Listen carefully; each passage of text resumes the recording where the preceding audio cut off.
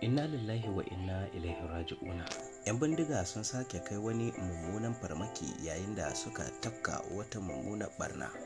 Amma kafin kawo muku cikakken yadda rahoton yake, jama'a don Allah ku daure ku danna mana alamar liking akan bidiyon nan.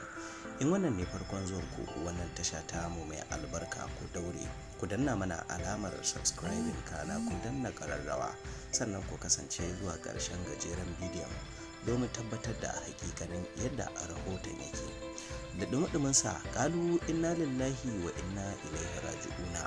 'Yan bindiga sun sace shugaban NURTW da kuma wasu mutum uku a jihar Kaduna. Wasu 'yan bindiga sun sake sace shugaban kungiyar NURTW a ƙauyen Kidandan da ke ƙaramar hukumar Giwa ta jihar Kaduna. 'Yan bindigan sun sace shugaban ne tare da wasu yara ƙanana guda uku bayan sun kai farmaki a ƙauyen cikin dare. A lokacin baya da aka sace shugaban na NURTW, sai da ya kwashe kwanaki 60 a hannun 'yan bindigan kafin ya samu 'yanci. Waɗannan 'yan bindiga sun yi garkuwa da shugaban ne na ƙungiyar ma'aikatan sufuri ta ƙasa wato NURTW a ƙauyen Kidandan da ke ƙaramar hukumar Giwa ta jihar Kaduna.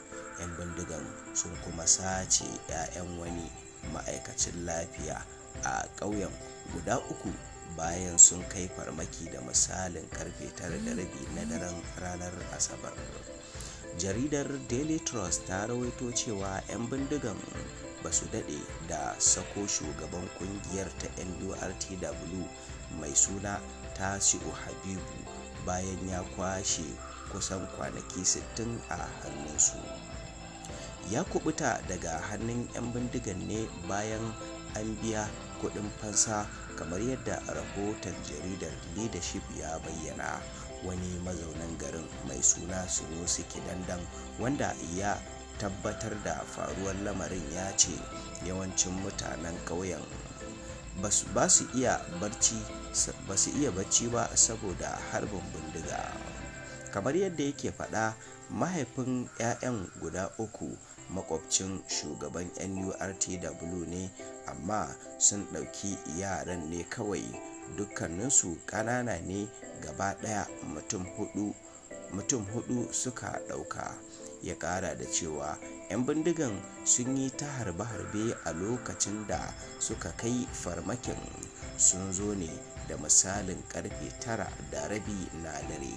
Duka a nan labarin namu ya zo ƙarshe. Jama'a don Allah ku ci gaba da bibiyar wannan tashar tamu mai albarka, ku mana comment, ku faɗi ra'ayinku dangane da waɗannan munanan al'amura da ke faruwa a yankin arewacin Najeriya, kuma ku yi mana addu'a Allah Ubangiji ya kawo ƙarshen al'amarin.